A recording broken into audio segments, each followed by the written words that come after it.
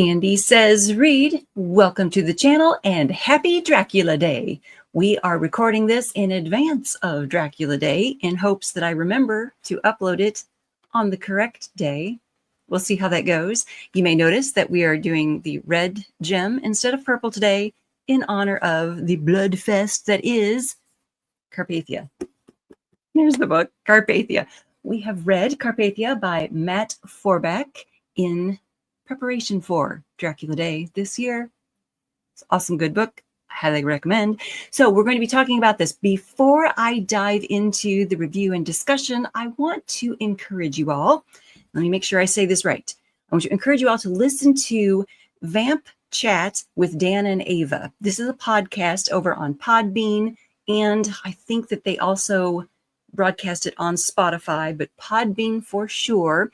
Dan and Ava are the hosts, and they are going into season 3 with their Vamp Chat podcast.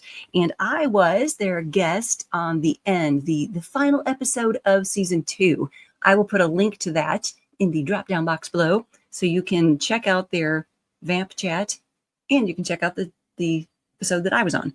Okay. What's next? We have also here on this channel spoken with Dacre Stoker of Dracula fame, and I will put a link to that. If not in the drop-down box below, I'll link it at the end of the video. I'll try to remember to do that. There's all kinds of fabulous vampire stuff that we have done here at the channel because I dig the vampires. I think they're cool and fun to write about, to read about, to watch on TV. I dig it. I like the vampires. So when a fellow booktuber out there, Monty Adkins, I think his last name is Adkins. When Monty mentioned the book Carpathia in one of his booktube tags, I went, ooh, what is that? And why haven't I read it yet? So I got my hands on a used copy and devoured it. Guys, it took very little time at all to read this. I think maybe 4 hours to get through this. What are the specs? The specs are 310 pages. Yeah, I think it took me probably 4 hours. I almost said 10 hours. I think it took me probably 4 hours to read the 310 pages because it goes that quickly. It's just a really fast-paced bloodfest of vampires. Okay, so let's go through the specs. This is Carpathia by Matt Forbeck. The specs are, it was published in 2012 by Angry Robot. 310 pages. It's an alternate history, horror, fantasy story. It's written in third-person omniscient point of view, past tense. Totally my jam, so I was happy with that. It's mostly in Quinn's point of view, although we also get the character Brody's point of view. We'll talk about those characters. So let me read the back cover for you. It's Titanic meets 30 Days of Night in the most original novel for 100 years. And you guys, I'm just going to stop right there and say, I loved the movie 30 Days of Night. That is an actual scary vampire movie. I loved it. I loved the tragic ending of 30 Days of Night. I mean, that was just fabulous. Mwah, chef's kiss. Okay, so yeah, I was hooked. I was hooked on right here. Titanic meets 30 Days of Night. Okay, when the lucky survivors of the world's most infamous maritime disaster were plucked out of the freezing ocean by the passenger steamship Carpathia, they thought their problems were over. But something is sleeping in the darkest recesses of their rescue ship. Something old, something hungry. Yes. I'm going to spoil it and tell you it's vampires. Just in case you weren't clear on all that, it's vampires. Now, I am going to be careful, and I'm not going to give away all the things that happen in the story. I'm not going to give away every spoiler. I'm not going to give away every twist. I'm not going to tell you everything that happens, everybody who dies. I'm not going to list off this person dies and this person dies and this. I'm not going to do that, okay? I'm not going to do that. But as we talk about this, some things are going to feel spoilery. I just can't get away from some of the things. Okay, the Titanic does sink. Okay, spoiler. The Titanic does sink. And in fact, it is sinking. That is happening in like the first page. Let me see if I can get to the first chapter 1, first page. What in the hell was that? Quinn Harker said as the ship rumbled beneath him. We hit the iceberg. Okay, we're not messing around. I mean, Matt just jumps right into the action. We've hit the iceberg already. It's already happened, and we're already sinking when we start the action, because the action is not the sinking of the Titanic. The action is the vampires, which made me happy. Okay, but I will try not to give every single thing away. All right. All right. I loved the book, and if that's enough for you and you want to go read it without being spoiled by anything else, stop now, go read the book, and after you've enjoyed it, come back and watch the video, and then we can discuss more in the comments below. All right, so here's the Sandy synopsis. 3 lifelong friends survive the unthinkable sinking of the Titanic and run into more danger on the rescue ship Carpathia. When they figure out it's vampires aboard the ship, they're more apt to accept that reality and remember methods and myths for killing the vamps because they're the kids of Bram Stoker's friends. Yeah, there's so much vampire connection happening here. Okay, the characters, and we're going to go through the character list. Oh, we're going through the character list now. The characters, like I just mentioned, Quinn Harker, his name is Quincy Harker. The other character, his bestest buddy, his best friend is Abe Holmwood. And they're on board the ship with a gal named Lucy Seward. You guys. Okay, so I got through chapter 1, and there was Quinn. We never called him Quincy in chapter 1. Okay, we just called him Quinn. So my brain is just reading along. It's Quinn Harker and Abe Holmwood. And my brain didn't connect yet. Sometimes I'm slow. Sorry. Okay, then chapter 2, we meet, let's see, the characters. We met Quinn and Abe in the first chapter. In the second chapter, we go to the Carpathia. We're on board Carpathia, and Carpathia is getting the message that the Titanic's going down, and can you come help? And Brody Murtaugh, he's like insubordinate to everyone, it seems like. When we first meet Brody Murtaugh and Dushko Dragovich and Captain Arthur Rostron, these are the guys on the Carpathia. We're meeting them. Okay. And when we're meeting Brody, we're meeting him as this fellow who we see him as subordinate to this Dushko character, but he's not the captain. Captain Rostron is the captain. And it seems like Brody is subordinate to him too. It was kind of odd at first how that relationship might be working out. You don't understand it at first. Then we go to chapter 3. And in chapter 3, you guys, on page 17 is where I went, oh my God, Quincy Harker, tell me, where has your mind wandered off to? Lucy Seward's warm laugh brought Quinn back to conversation. Okay. And I underlined Quincy Harker, and I wrote, wait, is this Mina and Jonathan's kid? And yeah. I like went back, I stopped reading, and I went back and I figured out how that could be possible. Okay. Because Titanic is sinking in 1912. Okay, so let's do the math. I can't do math, so I had to like struggle, and I wrote it down. Okay, Jonathan Harker's first diary entry in Bram Stoker's Dracula, right? His first entry is in 1893. The book was published in 1897, but Jonathan's diary starts in 1893. So if we're doing the math, the Titanic is sinking in April 1912. So Quincy, he could be their kid. He could be 18 years old, right? Because it gives some time for them to get married, have the kid.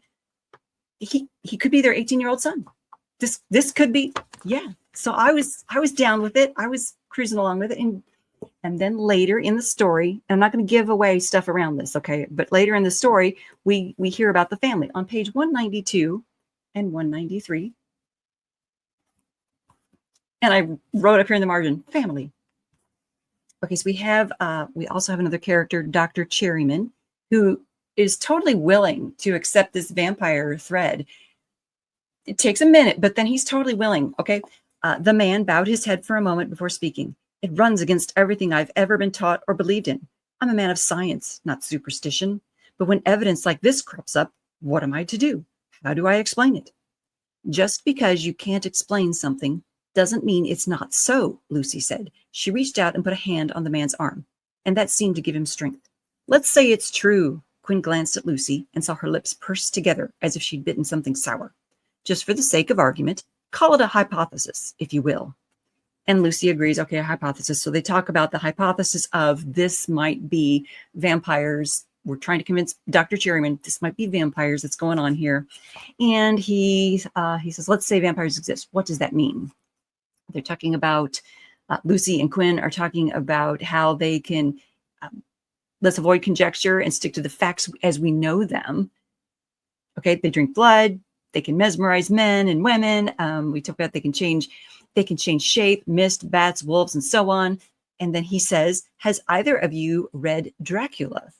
Lucy and Quinn shared a smile at this. What? Asked the doctor. Did I say something humorous? Our parents are old friends with Mr. Stoker, Lucy said. We used to call him Uncle Bram. I think Abe might have been named after him. This is just so, it's fun, it's cute, it's interesting, but it also gives the author an excuse. It gives the author, Matt, an excuse for these characters to, okay, accept what's happening and have resources to deal with what's happening. Okay, Lucy, Quinn, Abe, they can basically help to thwart some of these vampires. They can help, okay, in thwarting some of the problems going on here because they had Dracula, they had the book when they were growing up. Their Uncle Bram wrote the book. Yeah, I found that to be just so clever. I found it to be clever and interesting. A good device. Okay. Also in our character list, we have a gal named Maggie Brown. Of course, you guys might remember her from the Titanic. She is on chapters 5, or we meet her in chapter 5, and then she's in chapters 5, 12, 17, and 18. And then we kind of lose her. I don't recall her being mentioned again after chapter 18. Now, maybe she was, and if you've read the book, you can correct me. You can get into the comments below and correct me on that. But I don't remember her being like bitten and destroyed and killed. I don't remember that happening to her, but we just like lost track of her after chapter 18. Like she, as history tells us, she got off the Titanic. Okay. She got off the ship. She was in the lifeboat in chapters 12 and 17. She's in the lifeboat with Lucy. And then in chapter 18, she's on the Carpathia. She gets her own room and Lucy gets her own room. And that's the end of her. That's the last we saw of her. And I was disappointed in that, obviously, because I'm talking about it here. I wish that we had seen her again, or that we knew what became of her or where she ended up. And maybe I just missed that. I mean, like I said, it only took me like 4 hours to read this. Maybe we saw her again and it just went so quickly that I brushed past it. You guys can tell me in the comments below. Okay, I mentioned to you guys that we met Brody Murtaugh, Dushko Dragovich.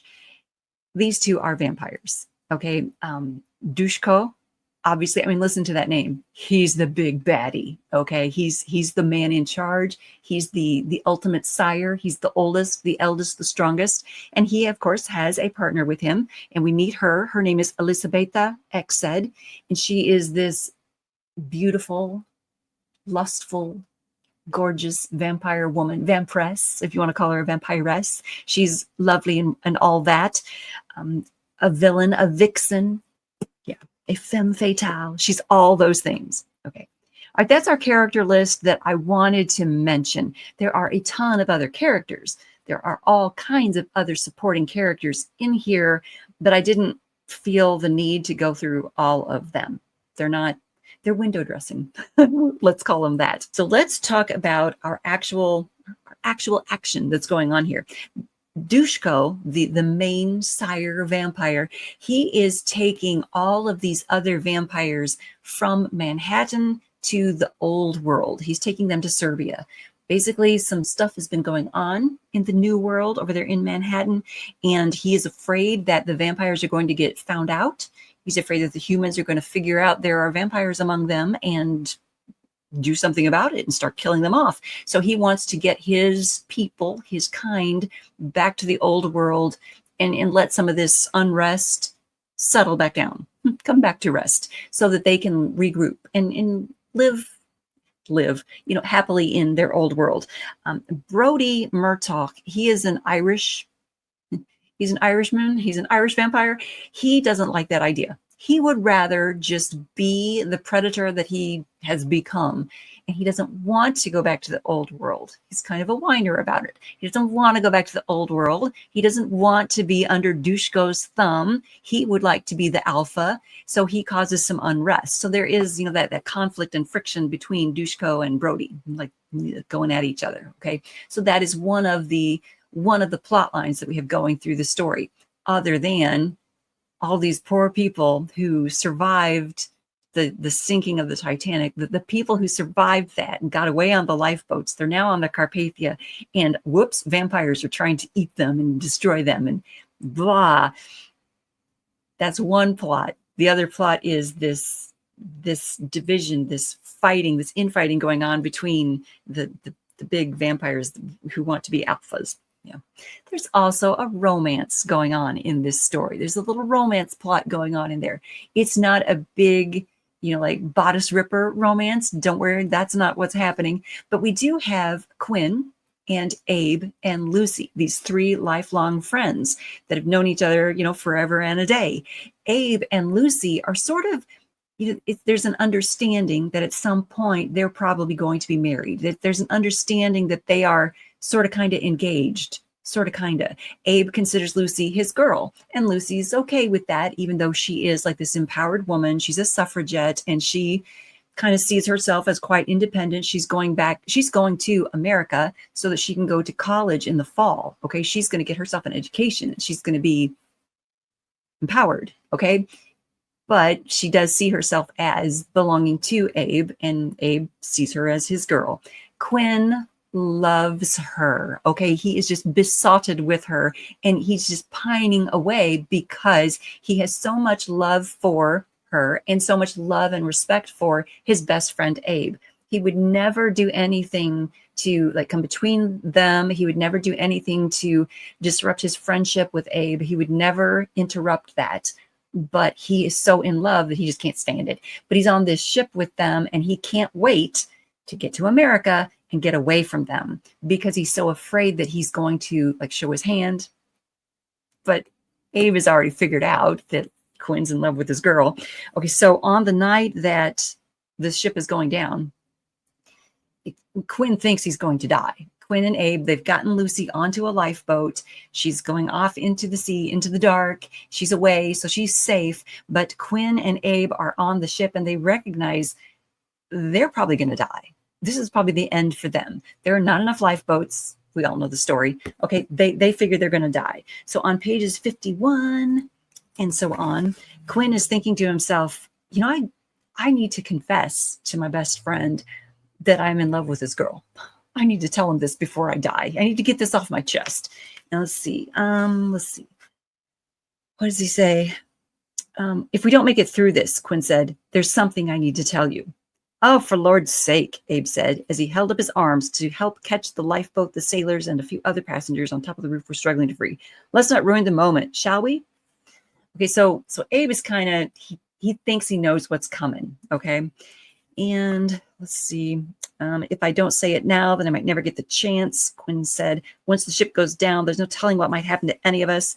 Abe let loose an exasperated sigh, never taking his eyes off the boat looming over their heads. Quinn kept at least half an eye on it himself. If the lines holding the boat snapped and it fell at them, it might well knock them straight into the sea. Fine, Abe said, but be quick about it then, like a razor to my throat. Just tell me how long you've been sleeping with her. What? Quinn's jaw dropped. He forgot about the boat and turned toward his friend. What are you talking about? You're surely speaking about the lovely Lucy. How long have you been inducing her to cheat on me? Quinn stood aghast. I've done no such thing. There's nothing. I repeat, nothing. I mean, no way that I would ever betray your friendship. Abe frowned. Really? I could have sworn there were all the signs. Of course not. Quinn did a double take. Wait, what signs? The long hours you two spend together, the easy way you have with each other, the secret smiles she gives you when you're not looking. There's absolutely nothing going... Wait, she smiles at me? Quinn couldn't help but find himself smiling in response. Okay, so Quinn... He's a little slow on the uptake, right? He didn't realize that Lucy has been giving him some of these nice, sweet smiles, right? And he's trying to confess to Abe that he really does love her. Okay, so let's see. Abe Shut up. Capital idea. I think you're absolutely right. Okay, so Abe is also like, Abe removed his hand from Quinn's neck and sidled a step away. I mean, that's not it, is it? Oh, yeah, he's asking him, well, old man, if you say there's nothing going on between you, then I suppose I have to believe you. I have to admit, though, that I didn't think there could really be any other explanation. Unless, of course, the two of you were really talking about me the whole time instead. I mean, that's not it, is it? So Abe is like, no, you're not after me instead of Lucy, are you? It's like, oh, no, that's not it. Okay. So they decide, let's drop it. Let's drop the subject. We'll worry about this later. Let's see if we can just get through the night alive. So, yeah. But he does decide that he's going to speak to Lucy if they make it through this alive. And Abe is like, I agree. Let's just get through this alive. Yeah. And that's Quinn and Abe for you. Bless their hearts. Poor Quinn. He really does love Lucy, and she really does care for him. But yeah, they don't, like, there's no overt sexual crap going on in the book. This is not a romance novel, but there is that romance line, that plot line in there too, which I thought was fine. It wasn't overdone. It wasn't oversold. So it was nice. So several different plot lines to follow in here. Not just vampire mayhem. There's other stuff going on too. Okay, so let's talk about some of the pros and some of the cons. Let's see. Pros. Gruesome death scenes. I mean, if you like horror novels that are just like bloody, gross, and gory, there were some scenes in here that were just bloody, gross, and gory. It's a vampire novel, okay? And there were some of these scenes when, you know, you think people might be surviving the Titanic going down, so they're in the water and they're, you know, floundering around trying to get into lifeboats and stuff, and then something happens to them and they think these are shark attacks and they're yelling shark, shark. Not sharks. Very well done. Those scenes are well written. Now, there was something going on in those scenes that did take me out of the story, and this is in the cons category. There's what I write. There's a lot of talking while we're supposed to be treading water. And I left the story to worry about that a little bit, because there's one part of the story, there's one chapter where the author is telling us that the vampires, they don't float very well. Like, they don't have the need for oxygen, so they don't have air in their lungs, and they're able to sink. So they're treading the water. I just got a little bit confused by that. Okay. And then we get over to page 79, and Brody is suddenly like, he had enough air in his lungs to be buoyant. So he had buoyancy again. And I'm like, okay, so which is it? And then I realized that doesn't matter. They're treading water. They're making it through. They're killing people. That's all that really matters. It's vampire mayhem. That's the point that matters. So yeah, that was it. What else? Also in the pros category, Dushko, the big baddie, the ancient vampire, in one scene, he morphs into a wolf and rips the throat out of a vampire named Trevor, because Trevor goes off into the waters to kill people, right? And Dushko is like, how dare you do such a stupid thing? Why would you endanger all of us back here on the Carpathia by doing such a stupid thing? You exposed us. You could have been seen. Someone could have realized we're all vampires doing this, right? Hey, there's a man. How dare you do this to us? You know, so he basically has to punish Trevor. So he transforms into a wolf, rips Trevor apart. It's gruesome. It's bloody. It's gross. It's great. Okay. But we see him transform.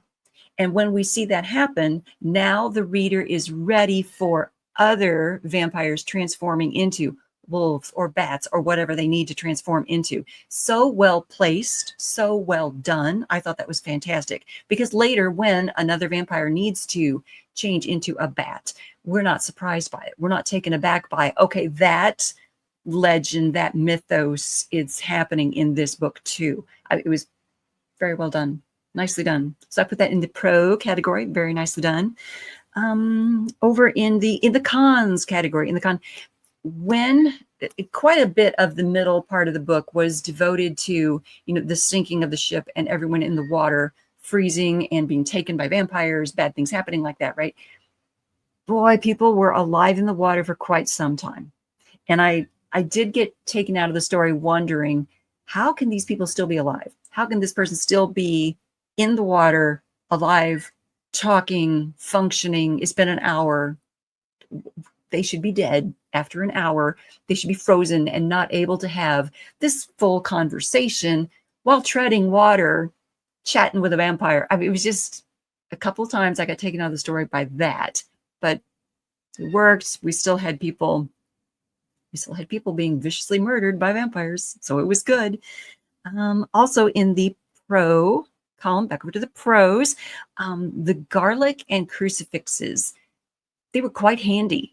And the way that came about, the way that was worked in, I've already shared with you the family part of this, right? When we were going through the character list and I talked to you about the family, Quincy and Lucy and Abe, they are, family with Bram Stoker. So they have read the book. They grew up with the book. They grew up with their parents having garlic and crucifixes around them all the time. So when Quincy and Lucy and Abe went on this boat ride, when they got on the Titanic, their parents made them take crucifixes with them, just had them pack them in their luggage. And to these three friends, that was common. That was fine. That was no big deal. They were not surprised that their parents were making them take a crucifix along. It's kind of a, oh yeah, there's mom making me take a crucifix again, that kind of thing, right? But that crucifix was so vital to each one of them once vampires started attacking, right? Clever, so well done, such a good device. Okay, nicely done. I applaud Matt for working that in so smoothly. Now over in the cons column, okay, this took me off guard. When one of the vampires is attacking our three, Quinn does this. Quinn takes a pencil. Is it a pencil? I think it's a pencil because the vampire calls it a pencil. He takes a piece of wood and stabs the vampire in the eye, and that causes the vampire to disintegrate into a pile of dust. And I was like, what? Wait, that I've never heard that before. But we learn through the narrative, we keep going, and we learn that wood in particular is just, it's almost poisonous to these particular vampires. So that convention just had a little bit of a twist to it. It wasn't just stabbing them in the heart with wood, but wood in general, stabbing them was a problem. But that same vampire came back later. I'm giving quite a bit away by saying that, because when it happens in the book, you're going to know then that vampire comes back, but the vampire does come back. Okay, so stabbing a vampire in the eye does not destroy them forever. So when you read it and you go, that shouldn't destroy them, it doesn't. It doesn't. But I wrote down here, page 211. I wrote in the margins on page 211, we're playing fast and loose with rules. And we're playing fast and loose with the rules, because the stabbing him in the eye and turning into dust just did not, it took me out of the story enough that I wrote about it on the notes here, but it actually did not destroy the vampire. You must stab them through the heart to destroy them, or do some other things that are also bloody and gross and fabulously written about in the book. There are many ways to destroy these vampires. There are some scenes with sunlight that are just cleverly written and fantastic. Leave it there. Okay, so also in the pros column over here in the, those were all, we had 3 cons, right? The rest of this is pro stuff, pros. Good premise, good pace. You care what happens to our 3 lifelong friends, especially Quinn. I mean, most of the book, we're in Quinn's point of view and in Brody's point of view. Brody, definitely an antagonist. We're in Quinn's point of view and Brody's point of view, back and forth throughout the book. And you really do care what happens with Quinn. You care whether or not he lives or dies. You care whether or not Lucy's going to stomp all over his heart. I mean, you care about these things, right? Good death of vampire scenes, excellently done. Good twists. There are plenty of twists. I mean, I did just tell you that the vampire that gets stabbed in the eye comes back. I apologize, you guys. I shouldn't have spoiled that. I'm so sorry. There are other twists besides that one vampire coming back. Yeah. Yeah, and the final pro on my list, it's a fun blood and gore vampire story. It is. It is fun. It is fun. It's good. Yeah. If you don't like blood and gore, you're not going to like this. But if you like just a fun romp through vampire-infested waters, this is for you. You guys, thumbs up for Carpathia. Thumbs up for World Dracula Day? Dracula Day. Whatever we're calling it. Thumbs up for Dracula Day. And thank you so much for tuning in.